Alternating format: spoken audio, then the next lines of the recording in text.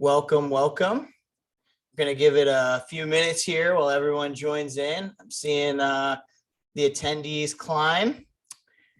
I'm joining live from New York. I'm here with John. John, where are you? I shouldn't admit it. I'm in Val, Colorado. I'm not saying that anymore. Maryland. John's in Maryland. Enjoying a nice Diet Coke. Yep. We're getting ready to start. Heck yeah, looking forward to it. So if you're looking for the webinar about cyber hygiene, the Q&A webinar, you're in the right place. We're going to get started, and hey, we got a bunch of people on. We might as well just get started already. Let's do it. Yeah. So, hey everyone, my name is Jimmy Hatzell. I work for Quickpass. I'm the director of marketing here. I worked with John in a former role of mine where I worked at Scout. We, collaborated on some things. Super excited to get on with them. I will let John introduce himself, but I will say I want to get a exciting chat going here. We're doing a promotion where your participating in the chat is incentivized, which I will explain after John introduces himself. But if you can just put in, where you're calling in from, we'll see. I'm sure we have people from all over the world.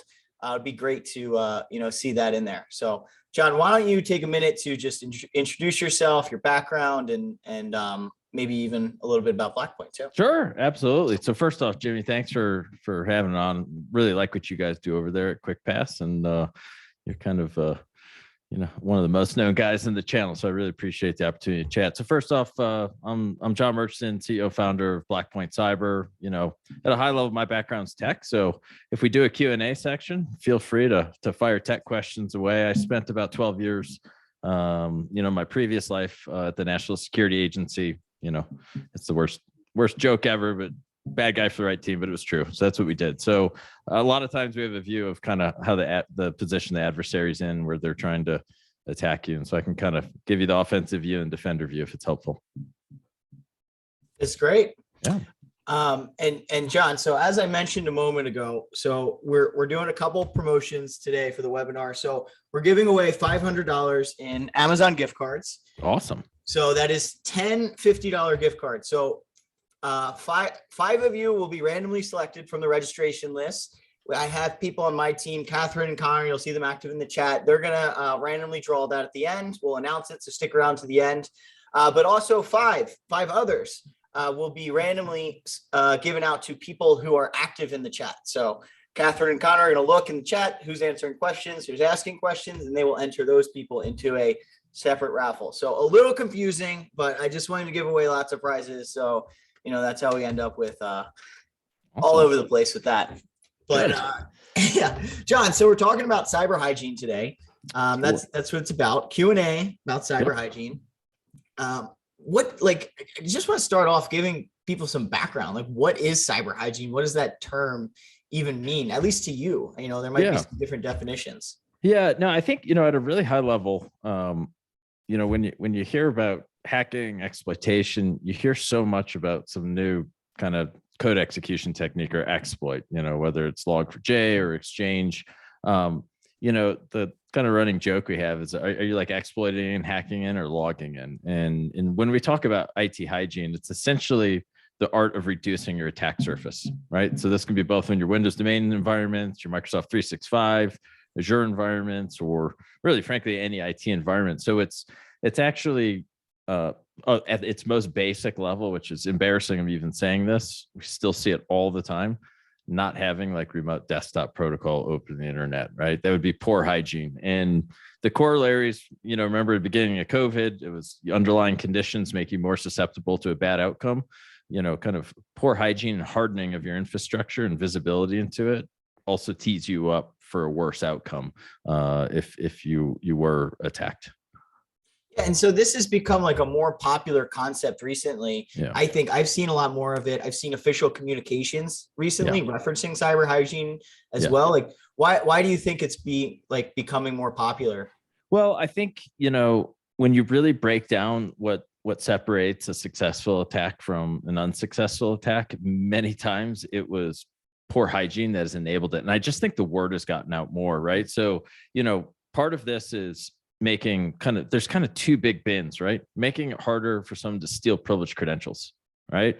So things like app-based MFA, obviously you guys are in this, identity access management. It's a great kind of way to reduce that attack surface there. And then there's other parts, which are your kind of susceptibility to exploit. So this is when, a piece of software maybe has a vulnerability in how it's coded, and it can enable an attacker to execute code as maybe an elevated or normal user remotely when they're not authenticated properly. The way you bring that down is vulnerability management, regular patching, so that you don't have like known vulnerabilities running, especially in an internet facing way. And so I think, really almost always the root cause almost always breaks down into password theft or exploits, or a combination of both of those. And so I just think it's the single thing you can do that's mostly free to really reduce your susceptibility. There's another reason is a couple stats for the audience here. Obviously, cyber insurance is kind of a right of boom thing, right? So this is who you're going to call to kind of bail you out. Well, the insurance companies were not charging very much premium several years ago and making a lot of money off it and not writing a lot of claims. Come late 2019, and then it only accelerated. It got worse. There's been a 50% reduction in just cyber capacity in the market in the past 12 months.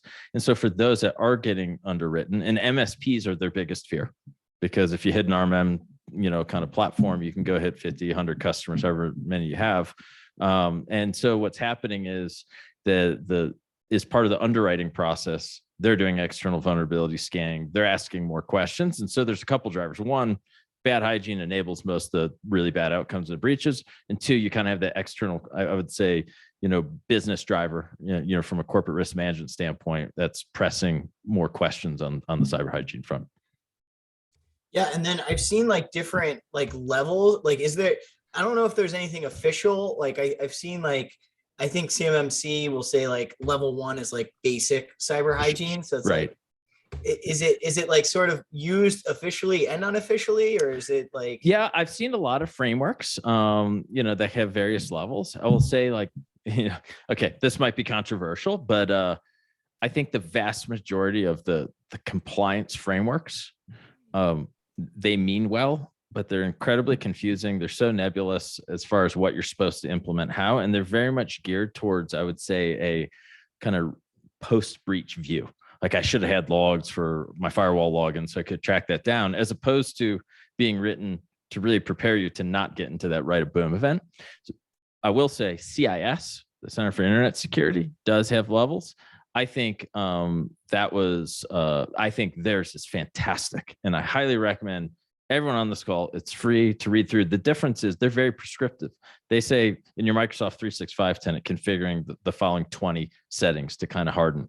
And so I think, so that's kind of like a framework at a tactical level. At a high level, I think it's really important, Sunil Liu, who Andrew Morgan had at Right of Boom, I think he's from RSA, has a nice kind of I would say the cyber defense matrix. Think of it as a lens to speak the same language, right? And we modified it a little bit, but at a high level, there's about 5 main categories I would look at if I'm running any IT network, because at the end of the day, almost every customer the MSP serves is relying on their IT infrastructure to be a viable business. So it's critical infrastructure for them. So really it starts, lane 1 is actually on the asset identification side.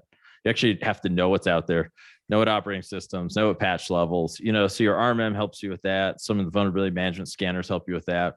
So that's kind of lane 1, know what you're protecting. And a lot of the compliance frameworks require you to have network diagrams and some sort of inventory. But the second lane is hardening. So this is things like operating at least privilege, MFA, getting rid of a DMZ, right? DMZs, guys, I'm just telling you, they shouldn't exist anymore. It's old school design, and it's not that it's bad if implemented perfectly. I see almost nobody implement them right, and many times they're just kind of a vulnerability. So that's all the hardening. The tech side, there's really 2 sides to this. So this is the act of detecting a malicious kind of abuse of creds or exploits. You need some tech focusing on malware, some tech focusing on tradecraft. There isn't one magic tool that does both of those great, if you ask me. And then on the response side, it needs to be real time, because the whole point of this is to prevent having a cleanup event, right? And calling your cyber insurance, because then, you get dropped, or your rates quadruple. And then the last step is really preparing yourself for a right of boom event. That's when all goes wrong, cloud-based backups, cyber insurance with actual coverage, that works. And then, maybe some on-tap IR companies you can call to help bail you out. Cause at that point, it's kind of like a crime scene cleanup. Yeah, no, Yeah. I'm smirking a little bit with Yeah. the actual incident response events, because it's so funny how many people have like these really nice plans, Yeah. and then there's like a hacker like putting ransomware on your system or like actively in your email accounts, and like all plans get thrown out the window because it's They totally do. They totally do. I mean, the reality is like most people are like, okay, I'm going to put some detect tools in and then get some right of boom stuff. And I focus on nothing else. Like you could run an EDR all day long. And unless someone's managing that thing 24/7 and actually knows what they're doing, it's no different than an AV engine, right? I mean, 86% of our responses in the past 12 months had no alerts for AV or EDR. And they're about to get, in most all of them, mass ransomed. wow. Yeah. Just goes to show you need to be, working with someone who's been through it before. It's like details matter in this game for sure. Yeah. I've seen what it's like when a SOC is in response. It's like it's like a NFL team in the Super Bowl ready to go. There's no hesitation. No, you got to move quick. This whole, like, I'll call it a little bit of a myth. Like, I've read so many marketing things. The average hackers in your network 90 or 180 days. Like, maybe if it's a nation state stealing data, but really the ransomware guys, it's like, hours or a couple days. That's how fast it goes. So speed is key. Yeah. But anyway, so we were talking about cyber hygiene, how it's become more popular and all this stuff. But I think it would be helpful to go through current cyber landscape, how it's changed in the past couple of years. Right. I know we've been through this stuff a lot, but I feel like it's really important context to cover. So, John, could you just take us through like what you've seen, maybe even like some examples in at Blackpoint and what you've worked with MSPs and stuff too? Sure. So I would say if you go back into 2020 and the first half of 2021, what we saw a lot of was, obviously we still see this. People have RDP open the internet, right? So the bad guys just log in. Sometimes they'll double click ransomware, but that's an easy fix. But what we really saw is there's some bad vulnerabilities in basically firewall VPN appliances, the FortiGates, the Pulse Secures. And what this vulnerability allowed an adversary to do is essentially throw an exploit. It's a remote code execution technique. They get on essentially the VPN concentrator, and think about it. There isn't really AV for these things. Like most people aren't going to catch that initial connection. Then they can get the clear text passwords of anyone else that's VPN'd in. And what do most MSPs and anyone running a network do? They say, listen, when you auth for VPN, I'm going to hand that off to Active Directory. Well, guess what? COVID, domain admins were logging in all the time. The bad guys walked in the network as a domain admin. So, okay, now they're in the Windows environment. There's zero malware involved. Zero still, right? They'll literally VPN in, RDP around. And then from there, they'll use tools that are common for MSPs like Angry IP Scanner, kind of net scan. They enumerate the environment. Again, no malware, no EDR, nothing's catching the stuff. You have to have live lateral movement detection to pick up on the stuff. And then really the last phase is encryption. So you saw that going on a lot. Then fast forward to kind of the exchange stuff.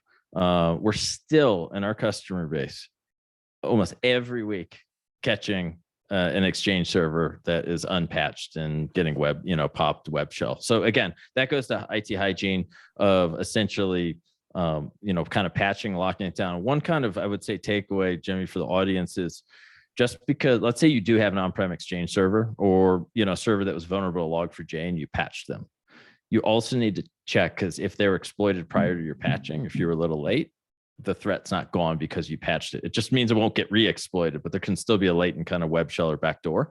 So we saw that a lot. Interesting in the past, week, obviously Conti. So for those that don't know, they're a large kind of Russia-based ransomware syndicate, essentially pledged allegiance to the Russians.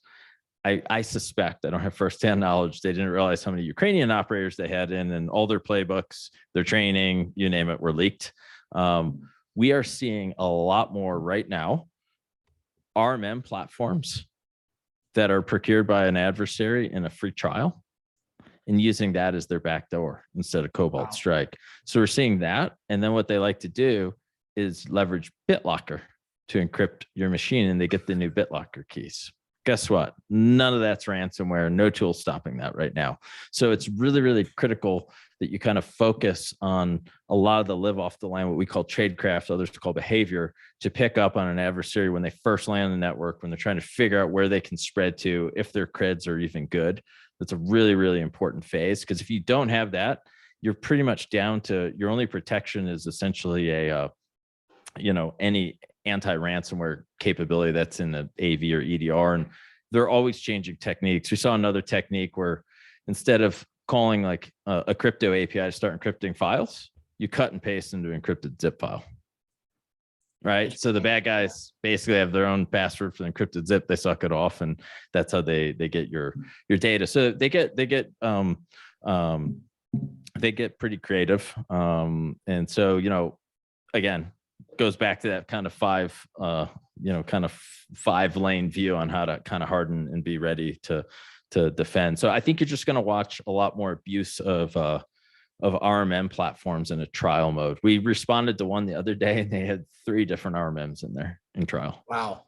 It's funny. It's amazing how much you said you've seen, and I saw the same thing, of just unpatched known vulnerabilities. Yep.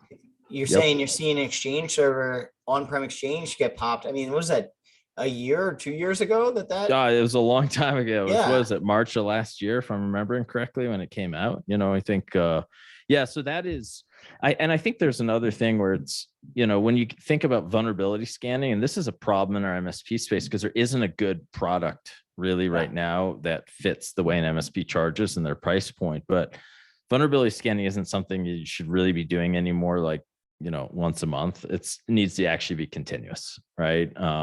Because, and it's more important. I know everyone will tell you it must be inside and outside, but if you have to focus in one area, focus on external vulnerabilities, so anything internet facing, because otherwise an adversary still has to break into your network, and they still have to exploit around. And at the end of the day, anything you can do to focus to increase their dwell time when they're in is important. It gives the defenders a chance to respond. One like cyber hygiene metric that I've heard that I'd like to see more, or at least like synthesize more, is mean time to patch. I think it's such a good indicator for. That's a great one. And patching a lot of folks, like I was a network engineer before I got into this kind of hacking game. And I still remember, like, network devices, like when they're working, no one wants to touch them. So, but they are really, really, especially like your boundary security appliances, your firewall, VPN, or, your UTM. It's really important to stay on top of that patching. And I also think it's really important, as you move forward in your IT architecture, to really think about, like, okay, I have an on-prem Exchange. Big picture, that's probably not a great idea anyway. That means you're running some form of a DMZ. You really want to kind of bifurcate that stuff to be hosted in the cloud and a bit disassociated with your domain. Another area that folks don't talk about enough, and you'll see this in slightly larger customers. So we have a lot of ports in our customer base, right? That MSPs are doing IT for. Any place that you have a physical security badge swipe and access control platform. So think, there's a lot of them out there. They almost always recommend that you integrate them with Active Directory. So, you bring someone on board, they're all set up, they get their badge swipe access, you let them go. It's a convenience thing to delete an Active Directory, remove badge swipe. The problem is a lot of time those platforms are put in by companies that are no just enough to be dangerous. They leave remote access to the platform, and now it's a domain joined device. And so when you have a domain attack, like Sony, for example, from back in the day, their entire physical security infrastructure got taken out. So now you're stuck in this like cutting keys, issue, and your badge swipes aren't working. That also happened in the NotPetya attack several years ago against a lot of major shipping and logistics companies. Yeah, it's funny. Like when in that scenario too, if somebody gets domain admin access, they could literally provision themselves keys to the front door. Yeah, it's pretty wild. In fact, I was so proud of this one. So we caught a breach, I don't know, about 2.5 weeks ago, right? And we stopped it, right? And we were happy. It was very fast response time. And we're like, hey, this bad guy's doing a good job and clever. He came through the physical security infrastructure, and it was at a port. And it turned out to be DHS's pen testing team, which they were actually doing a good good job. I got to give DHS credit for that. Like the tradecraft was a lot better than a lot of the paid pen testers we see. It's great. Yeah. Yeah. I mean, when it's not just the same like automation button. Yeah, exactly. Yeah. The automated scanning. So, and then like, that's what you've seen over the past, a couple of years. Like, what are you seeing right now and today? Like, what are some recent attacks maybe? Yeah. I mean, what we're seeing, what we're seeing like right now is we're seeing a lot more of the RMM stuff, like I mentioned earlier. And so, obviously this is something where our industry writ large needs to, and I think the big guys are doing a little bit better job, but there's some new upstart RMM platforms where you can sign up for a free trial with no checking who you are, what country you come from. You can use a Gmail account. And now you've basically given the bad guy a legitimate remote access tool once he gets it. And his whole job is to figure out how to get installed, whether to phish you or break in through the front door. Now, I will say we did stop a nation state attack the week of Thanksgiving. So, in our base, like you don't see a lot of nation state targeting of the MSP. And when I say nation state, what I actually mean is really a foreign intelligence service or a private group that a foreign intelligence service is contracted. And so usually nation states have several goals: stealing data to inform their policymakers, right? One thing they do that, the West definitely does not do, even by law, is steal intellectual property. So what you'll definitely, if you're serving the defense industrial base or anyone in kind of a production capacity, for parts that feed up to, an airplane or, something that would be of interest to a nation state, those guys deserve a little extra attention. But we stopped one, the week of Thanksgiving. These guys are clever. They actually broke in, they targeted an outsourced IT guy on a loaner laptop. So I think is a hyper targeted attack. They're able to get on, they ran through his Cisco AnyConnect VPN to connect up, and they immediately went to hit the domain controller to essentially steal a file that can allow them to crack creds. We stopped them. Then they came back in through a DMZ. Lesson learned was it was kind of the IT guy through the VPN is a tough op to pull off in real life, but they did it. So kudos to them. But this company is prepared. But then they came through a very poorly configured DMZ, and setting up that kind of not having that at all and bifurcating the infrastructure we had to move really quick to stop them. And this threat actor was an advanced one. There was 2 kind of top tier EDRs running. There wasn't a single alert in them at all. So we had to catch them on tradecraft, and they even able to hide their processes from like the running process list. It was pretty clever. They did a really good job. So we see that like on the nation state side, but the reality is in the MSP space, the biggest sort of threat is still going to be from ransomware groups. And like one like specific example, it might be helpful to some of the MSPs. We had a customer that made a part for a spacecraft, right? Small company, little boutique company, kind of specialty company. The Chinese went after them. They actually came in the same way as a lot of ransomware guys. When this event happened, they exploited a VPN firewall appliance, came in, which was wild. And this is where for the MSPs realize if you have a small manufacturer and they feed up the supply chain, nation states love going down a big complicated supply chain. Picture it like a spacecraft. There's probably 20 levels to the supply chain. You can have some small mom and pops make a critical piece of equipment for it. They're soft targets. So that's where you will see nation states come down. So we like blueprints and like IP like that. Yeah. So this is what they did. So now they didn't get anything, we stopped them, but they came in, they evaded a couple other security products, and then they immediately went to a CNC machine. Mm-hmm. That's where you steal AutoCAD files. That's where you get a production ready part. You load the AutoCAD, your billet aluminum or whatever it is into your CNC machine back in, kind of the home country. And guess what? You just skipped all that engineering. You got a part ready to fly, or at least a part that, our engineers have deemed ready to fly. That's intellectual property theft 101. That's how the Chinese do it, especially in the manufacturing space. Wow. It like reminds me of all the like the Cold War, like the new version of like, the tiny cameras going in and taking pictures. Yeah, it happens, I think, a lot more than people realize. I mean, this is remember the other big difference, really, when a nation state gets in a network, it's very much the same stuff a ransomware guy does. The difference is they wake up every single day They don't just like, oh, that's too hard, we move on to the next one. Like they don't stop till they get some success. So you need to be pretty well prepared. I didn't see someone ask what sector do you think is the most vulnerable? I think as far as like recovering, manufacturers are the most vulnerable. We're just-in-time production, just-time delivery. That's all enabled by networked apps, and when that goes down, it's nasty.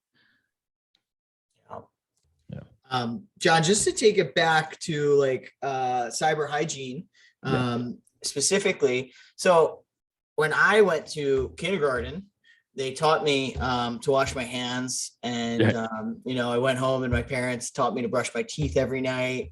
Right. And COVID happened, and everyone's like, you need to wash your hands, sing happy birthday twice, all this stuff. There's posters everywhere, all over the place. Actual hygiene is ingrained in our culture, taught to everyone, all up and down.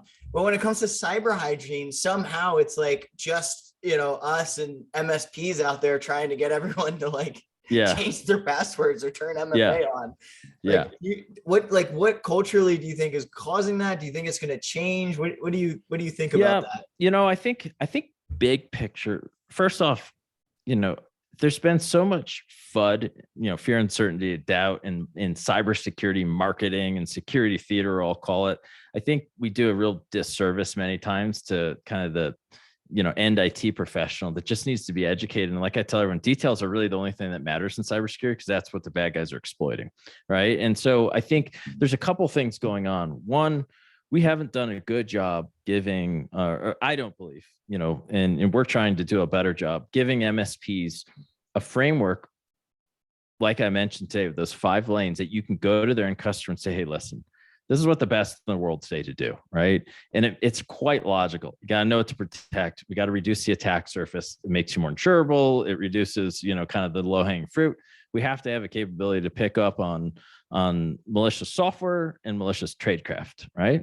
And then we need some hammer to stop it before it turns into a cleanup vent. You have no asset identification. You've done no hardening. You have AV, and you have some backups. You're missing a lot of key gaps. So I think, one, we need a better, simpler, non-nerdy way to explain to the end customer, the value. And then it has to be put into the context of, guys, it's 2022. If X, Y, and Z was gone in your company, could you operate? And the answer is going to be no most of the time, right? So the answer is it's going to take a little bit more. The second part to that is I do think some of the sales models, there's wildly different kind of sales models that we've seen in the MSP space. And I know this is something like, Gary Pica and others have talked about a lot, but we still see these, I would say, rather unsophisticated sales models where it's like, I got like a base package and I have like an a la carte DNS, protection, or maybe MDR or something. Well, the end customer does not understand the difference between the UTM you sold them 4 months ago, a DNS product, and identity access management. It just becomes like, kind of, just too clouded for them. And I think MSP standardizing on a security first approach and a unified package that is just delivered in part and parcel, because I think a lot of times they're thinking you're doing the security anyway. So I think in an effort to kind of race the bottom, be price competitive, you've given the end customer almost too many options, and it doesn't ingrain hygiene, active security, when at the end of the day, that's could be the difference between them staying in business, going out of business, and you keeping that customer and not keeping it, And so I think that there's a couple things. We have to do a better job helping folks pitch it and make it make sense. And second, I think some of the business models need to be tightened up in the billing models on the MSP, specifically at the smaller end of the market. Yeah, and that's a good segue into another question I had. Yeah. Like, say I'm at an MSP, I have maybe a break fix model, someone managed, someone, right now my security package is like a gold, and it's like the level 3, and not everyone gets it. How, but this year, 2022, I'm focused on cybersecurity, and I'm focused on building my security program. Right. Like, where does someone start, and what's important from like a high level mindset going into building a good mature security program for an MSP? Yeah, I think what's really, really important is you need some lens to kind of orient all these tools. Because one thing we see all the time is, and they're all very well intentioned, so I want to call that out, but we'll watch an MSP go out and buy all these security products. And us as practitioners, like, you don't need 70% of those. They're not going to move the needle.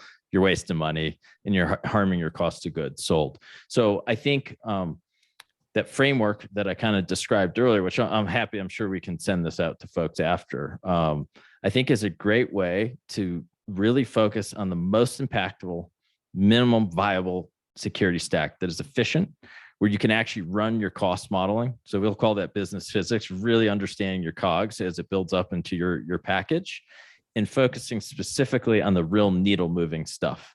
Because, unfortunately, and this is a real problem in the vendor side, is there's so much FUD, there's so many different security products being thrown. And the reality is there's very few actual experts in the space, right?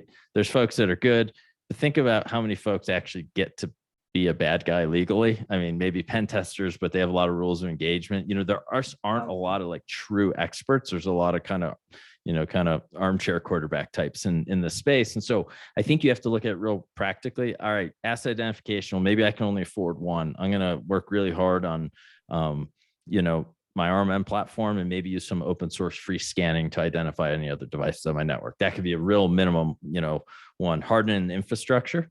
Frankly, that's just putting in the time as the MSP to learn how to configure your stuff right. And that's why I think CIS is such a simple guide that will just take you right to what you need. And then the detect side, this is where I do feel bad for the MSP and the consumer, because everyone's got a different theory on it. But I think at a high level, you really have to think of, I need a solid endpoint anti-malware tool. And then separately, I need something that can really track tradecraft live. So tradecraft would be all the live off the line stuff you as an IT professional would use to push software remotely. And then the response side, you got to decide, am I going to roll this my own? Am I going to outsource it to someone else? The reality is MDR, I can speak for our space, has become, everyone does MDR, even though very few actually do the R. The R is an email, right? And that's not it. The R is really supposed to be that provider taking an active action to stop the breach and then calling you, while it's in process of being stopped, or after it's stopped, to let you know what to do next, and then recover. But the key is focus on real streamlined, efficient stacks. So you can it should not be just a cost center. It really shouldn't. If it is, you're buying too many tools. Yeah, no, I think a lot of people focus too much on the tools. Yeah. Security overall is a process. It's not a single product. And it's almost like you can't just implement everything overnight. I like how you said, like, if you're not doing asset identification, start there. You gotta know what you're protecting. Yeah, absolutely. I think that's really key. And you need the framework that's simple and logical, and so is your end customer in the sales process. And I think it will make the sales process easier. I'll tell you, the wild part about the typical MSP customer, right? The customer, the end-to-end customers, I don't think most of them will, not most, probably 50%, maybe it's a little less or a little more, will survive a real full-on ransom event financially. And so I think it's just morally incredibly important for us as security service providers and MSPs, as IT and let's call it uptime service providers, to really take this serious. Because put yourself in the shoes of the end customer or the MSP. If you get popped too, you kind of got to eat your own dog food, because MSP will carry a bit more, I think, legal exposure there. So I just think it's incredibly important. People's livelihoods are on the line. Yeah. And it's not to be dramatic. It's just true.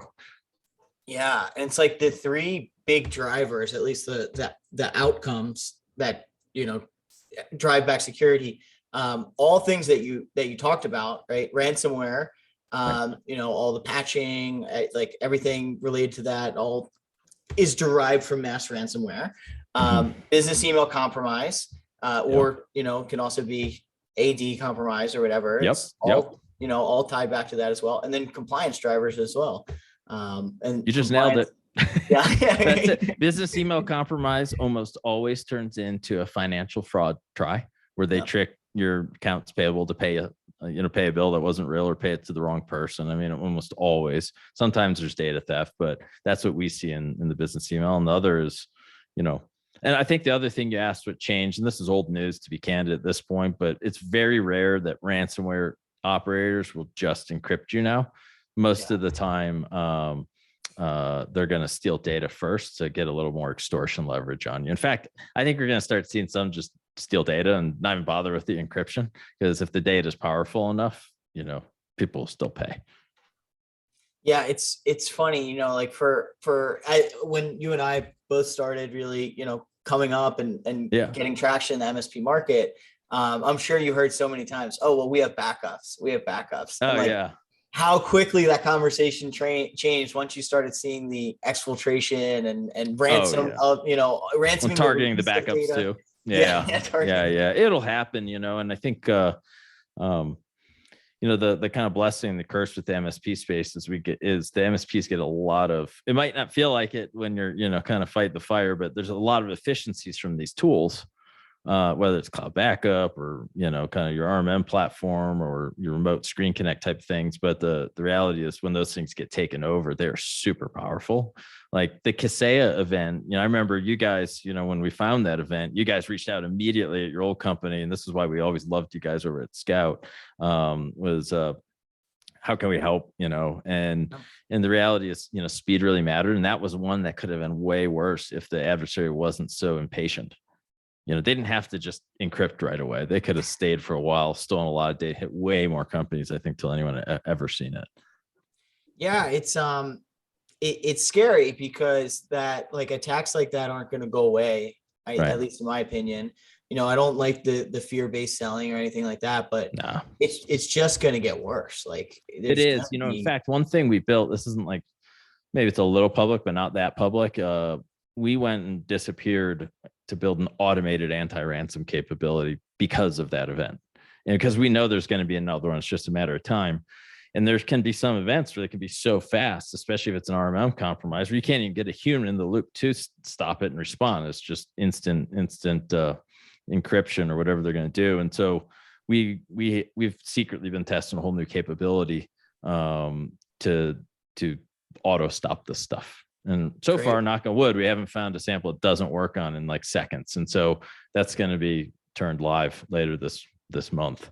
Because a long time coming, because when you weaponize an automated tool like that, you got to make sure you have all the fail safes and everything like that. So you got to do the hardening. You have to operate with an assume a breach mentality, right? It's all about the assume a breach, not like putting up a wall and hoping it works out. I mean, that's just how it works. Yeah. Well, we're letting the cat out of the bag on this webinar. I love it. Yeah. No, let's hope it works. I think it will. So far, it seems pretty awesome, but So John, you've talked a little bit already about good, better, best. Just, start with your inventorying and then move down the line of things. Yeah. But I wanted to dig in more on what good looks like, what an MSP stack can look like. Yeah. And I think you've touched on a couple of things maybe it depends on what information we're actually trying to protect per each business. So it's not just, one size fits all for everything. And then of course, how Blackpoint fits in as well. Yeah, sure. Maybe we'll tackle the hardening because asset identification, that's pretty straightforward. I mean, there's a lot of tools to do that. And that is right in the wheelhouse of IT professionals. Just, you got to really focus on it. But when the hardening, we're talking a couple of things. One, part of hardening is having kind of that continuous view into your susceptibility to remote code execution techniques, aka vulnerability scanning, right? That's what vulnerability scanning will do for you. It will reduce your attack surface. Well, you need to do the follow and patch after that. So I think that's kind of the step one. An auditing of, this sounds simple, but an auditing of privileged accounts, specifically Windows domain, highly privileged accounts, and looking out for local admin accounts that can log in on multiple machines. That's actually what caused, during NotPetya, your one company lose 44,000 computers in 8 minutes. It was a local account, service account. It worked on every computer. So once that was stolen, it was good to spread. The other nuanced thing is, okay, you're Windows domain admin for an MSP. You should not be logging in with your domain admin accounts as your normal login to your computer. You should only use those when you need them. And you should have 2 separate accounts with a lot of visibility. This is why what you guys do, at Quickpass, we're big believers in it, because the one common in almost every breach is privileged account theft. That's the thing. Everyone wants to talk about hacking has changed so much. The way you get access is always changing. It's an exploit. It's a new phishing technique. That's a cat and mouse game. What you do when you get in hasn't changed in 12 plus years from what I've seen. And a lot of it's focused on those privileged accounts. MFA, I mean, it's been beaten to death, but really focusing on an app that does not an SMS or phone call.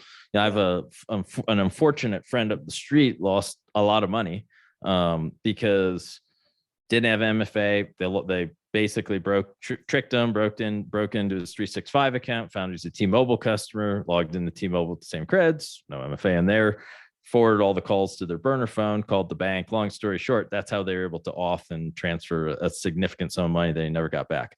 So app-based MFA, that's why. Really treating your RMM as like the crown jewels. Because it is. When taken over, that is going to be the difference between, because at that point, when it's taken over, your security stack is in many ways like trying to deflect a cruise missile like 50 feet in front of the door it's going to hit. Like, odds are there's going to be some damage. You could be lucky, but odds are there's going to be damage pretty quickly. And then when we talk about best practices and hardening for Windows domain, 365 environments, CIS, just go use it. Just implement what they tell you to do. I'm telling you, it will work super well. I think security training is useful for employees, but I also think you can trick any human at least once, even if they're trained. You want to turn them into sensors. But what I think is most important is in a successful phishing campaign against them, you actually want them to fail, if nothing more to make them suspicious, so you can turn them into a sensor. One thing that's never talked about that is less of a big deal in the MSP space, but if you're a large, sophisticated MSP and you get targeted, there's some ransomware groups that are like, I'm finding you, the company, and I'm going to be all over your LinkedIn, your job ads, I'm targeting you. Making sure you have some like light policy, so your IT guys are not listing every product they run, their expertise, like their resume. That just tells me the bad guy what I'm going to run into and allows me to prep and look for exploits ahead of time. So that's reducing your kind of open source, what we call it, kind of footprint. And then another, I'd say, useful exercise, but only if it's real, is like a tabletop exercise. So I think all of this is like in the hardening of the infrastructure. And then the detection side, I think, this is where I don't believe, I'm sure someone's going to hate on me after saying this, but I don't believe that network-based threat detection platforms work very well. And I think they're very easy to defeat, right? So you have to have a very strong endpoint detection game. So on your server and workstation. Another huge issue we see is people trying to skimp and save, and they do partial deployments of your endpoint detection technology. We see this all of the time, and it's just teeing everyone up for failure. And then lastly, you got to figure out, okay, I got all this hardening, I got the infrastructure. Okay, something bad's going down. Who's going to action it to stop it? Yeah. And inevitably, they never happen at convenient times when you're in the office. Sometimes Friday at 5, yeah. Holiday weekend. Yeah. So don't. And another thing I would say is, IT guys, in my opinion, make the best on the keys bad guys because they know how to move around and they can make great defenders.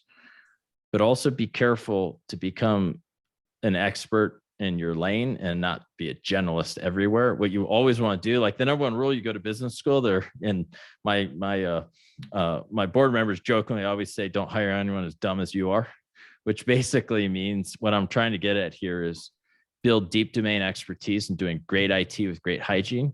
And I'm not saying this because we're a service provider on the security side. When it's something as serious as security, you need to know where your limit is in bringing professionals, because just the costs are too high when it goes sideways. So educate yourself, get really smart, but also know what you don't know. I think it's really important to and same with us, on the IT is, it's hard enough keeping one network up working and everyone happy, let alone 50 or 100. So MSPs have a really tough job. And in addition to all the billing complexity. So this is hence why I mentioned earlier, like, simplifying your stack and what you offer so it's repeatable will make your business life easier too, not to mention your end customer a little bit more secure.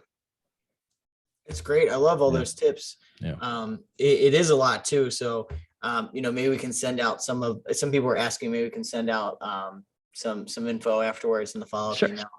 Yeah. Maybe that slide you showed earlier would be. Yeah, sure. Yeah, the left and right of boom. Yeah. Yeah. I'm just looking at the questions coming in. How important to use the right tools? Very important. Yeah, I think, John, could you talk too about like what you guys do at Blackpoint? Yeah. What you all do? So, we're at our core, we're a software company, right? So we build our own kind of basically breach detection and response technology. So at the core, we spent, many years building before we ever came to market, but the way our kind of flagship front door offering is called managed detection and response. So the way this works is we sign up an MSP. We generally protect them. We give the MSP kind of an NFR, cheapest pricing, to protect their own infrastructure, because a lot of the breaches come through their infrastructure generally. And then you put it into your package and resell it to your end customers. So really what MDR is. It's our software, our agents. It's all cloud-based, multi-tenant. And then our threat operations center takes over monitoring, and then we take response actions if we see something live going down. So like the Chinese event I mentioned over Thanksgiving, that was us taking live action to kick those guys out of the network. So that's kind of MDR. So think of that as the no BS, catch a hacker, stop them. Now we added another product called Logic, and this is really to handle your login compliance. So the one area, and people might disagree with me, but I think we have the data to back it up. I think if you are doing a security, like breach detection response offering that is based primarily on a log collection platform first, I think what you're going to have is a great compliance story, a nice dashboard, and not a fast enough actionable platform to stop something. Now, others might disagree with me, but we built ours because we never thought we could use that platform, and it didn't work for us. So, so I think it's one thing to watch out for. So our Logic product uses the same agent, does event log collection, syslog collection, file integrity monitoring, which is actually of all of them probably the most important, because that tells you what files were stolen. So that's Logic. And then we have a Microsoft 365 offering. And then we do have a cyber insurance agency as well, because all we're really trying to do is de-risk the carrier and get insurance spread out a little bit more, so these MSPs don't have all their eggs in their own basket. It's not like a money-making venture for us. We're trying to kind of solve some of the big pain points for the MSPs. And then you'll probably see another major class of product added later on this year. That's great. Yeah. Covering multiple areas of cyber hygiene all across the board. That's it. It's hard enough, I think, for the MSPs with all the vendors and tools and billing and all that to keep track. I think an ecosystem play that's complementary is the most efficient for all sides. So that's kind of where we're going as a business. Yeah, the keyword there, ecosystem. Works with the tools that you already use. Yeah. In the MSP space is just so important. I can't stress that. Yeah, that's the other thing. We integrate with tons of AV. So an AV alert actually works with our agent too. So that's kind of what Gartner would call a SOAR platform, security orchestration, automation, response. And ours is just kind of one out of the box, so we don't have to link up 10 other products. It's great. Yeah. And John, how can somebody get in touch with y'all? Yeah, I mean, pretty straightforward. Go to blackpointcyber.com, click request a demo, and I think there's a live chat. It's actual human behind it. I don't think it's a bot. So yeah, you can just get started. We do free trials. Right. So test it out, kick the tires. I would say somewhere between 5 and 8% of the customers we bring on are already owned, actually. So it's kind of interesting. It's not a huge number, but it's still significant. So heck, if anything else, the trial process can be sort of useful. Yeah. Well, I can't recommend you all enough. If you're in the chat and not sure, if you want to check things out, go sign up for a trial. You got nothing to lose. So definitely go for that. And can I give you guys a shout out? And there's no financial relationship here for everyone listening. I just want to be really, really clear. If you heard the one thing I kept talking about was privileged accounts, just think about what Quickpass does for a second. When we talk about hardening, reducing attack surface, it is a really important area to focus on. That's the chief enabler. Yeah. So we we'll protect your privileged accounts at Quickpass. We do some password rotations, some other things. We also will have a way of verifying your end users if they call in, and we'll handle self-service password reset as well. So I'll put a link here in the chat. If anyone wants to, sign up through this link, it's like coded. It'll say from this webinar. where we can actually waive your onboarding fees if you end up, deciding to go with us and purchase in the next month. We can, you can get those waived. So Awesome. but yeah, this has been great. This is Good. a lot of content. I saw a lot of questions come through. Hopefully we answered them all. I know we covered a lot of different areas. And yeah, I saw a quick question about Quickpass. Yes, we have agents that can deploy local machine servers, and then we can do cloud server like Office 365 as well through API. Cool. But yeah, if you have more questions about Quickpass, just click that link, or you can email me directly, jimmy@getquickpass.com. I'll put in the chat. Awesome. Well, Jimmy, thank you so much, man. I really appreciate it. And thanks for everyone for listening and the great questions. Hopefully I was reading them, just so you know, while we were going along and trying to work it into my responses. So I hope it was useful for everyone. Yeah. All right. And I almost forgot. My team's pinging me right now. They're like, make sure you say the winners. Oh, yeah. Good point. Yeah. It's like no prizes. Yeah.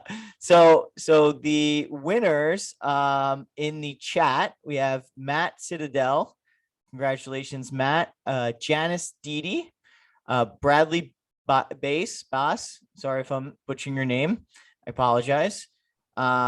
Chris S. Slobata, and Edward Mullins. I think that was 5. Yeah, that was 5. And then we have Andy Coate, Bill Galinsky, Stephen Huang, John Bradley, and John Lowry. So if you heard your name, congratulations. We're going to be reaching out to you. So don't worry. Like we'll reach out to you and we'll let you know.